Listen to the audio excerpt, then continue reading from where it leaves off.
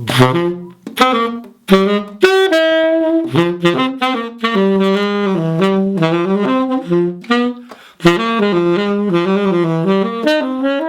line is, I'm selling my link. I don't want to. I really don't want to.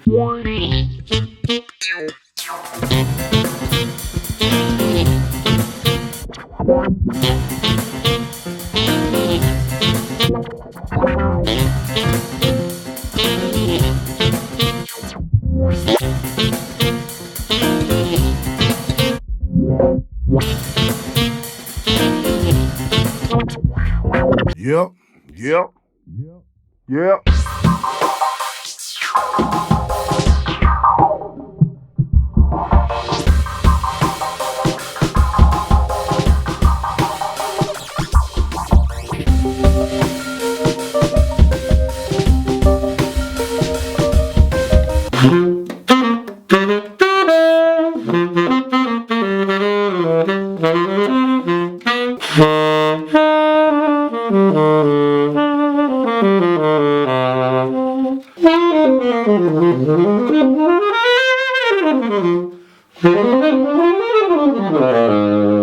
Hi there, welcome to today's vlog. I can't tell you how good it feels to be saying those words regularly again. It's really, really good. I wasn't sure if I was ever going to get to that place where we were, so it's great to be back. Today I want to briefly talk about enclosures and just using them in the context of this lick you just heard me playing before, which is this one here. It's a blues lick on C.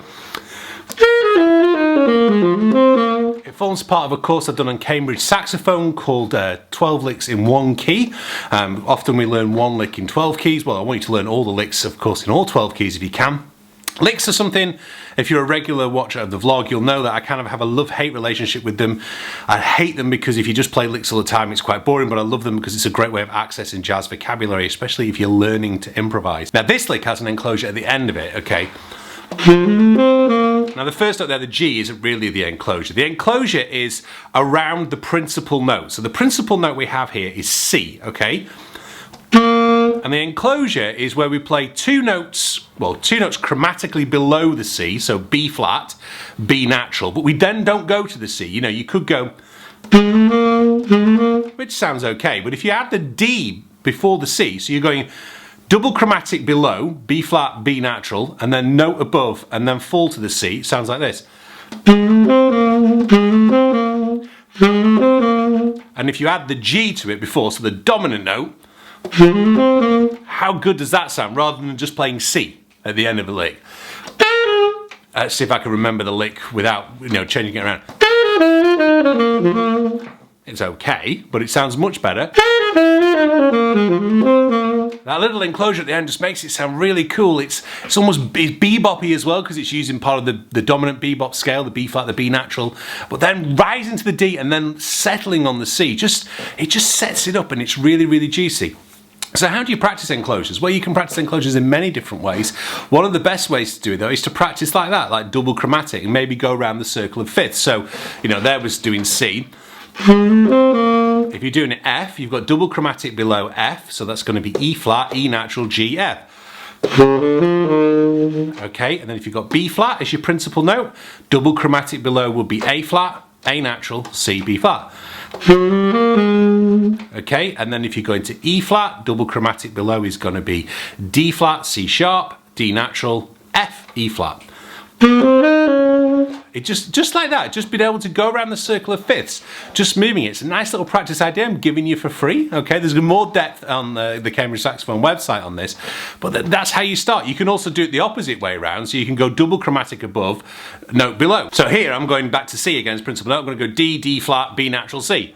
Okay, it doesn't sound like, for me, quite as good as it does with the double chromatic below. I do like the double chromatic below, note above. There's also an exercise I used to do on Autumn Leaves, if I can remember it. Where you're basically doing that idea. That's where you're going note above, double chromatic below. So I've switched it around again. So I'm starting, the principal note here is F. So I'm starting on G, going double chromatic, E flat, E, and then to F.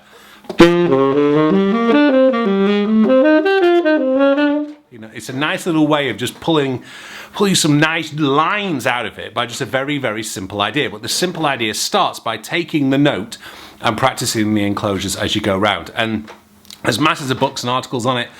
Ultimately, of course, you really want to hear it by transcribing things, but there you go, it's there. I think my pizza's ready. Hey Siri, stop.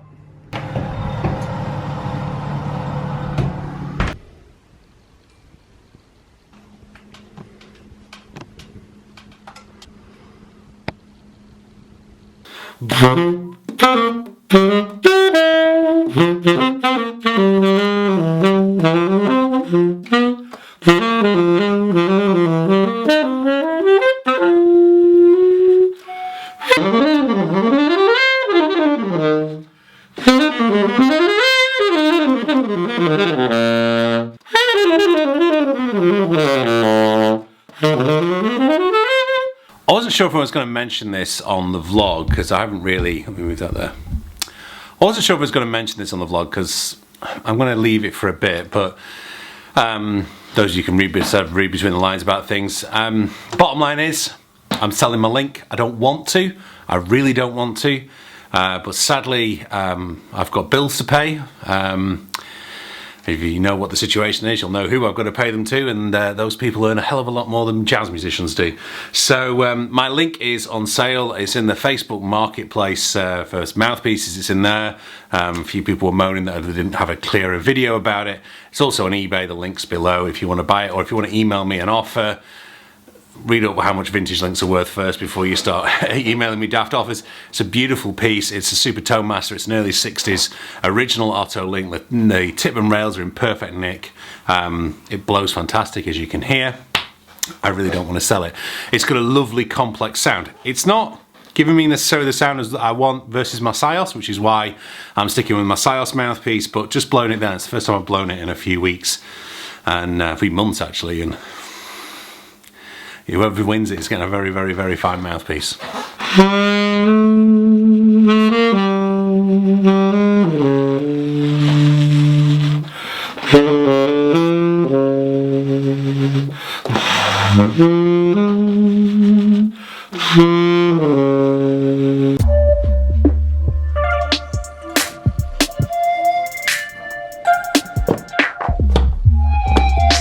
One of my favourite scenes in The West Wing is when Alan Alda's character, won't spoil it, but basically Josh goes to see him and he says, how many people do you think in this town shine their own shoes?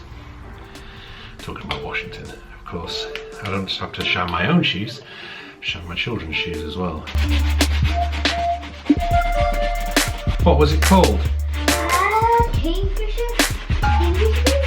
Kingfisher Musical. Sounds interesting. Right.